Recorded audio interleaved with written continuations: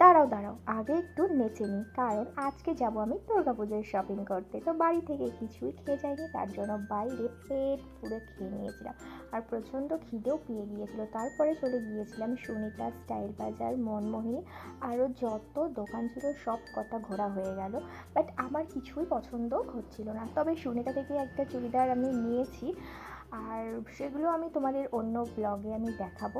But এখানে এসে আমার কিছুই পছন্দ হয়নি। তারপরে চলে গেলাম বড়লোকি দোকানে, মানে ম্যাক্সে। এত জিনিসের দাম, এই জিনিসগুলো আমার পছন্দ হচ্ছিলো বলে ট্রায়াল করছিলাম, বাট এত দামের জন্য আমি কিছুই নিইনি।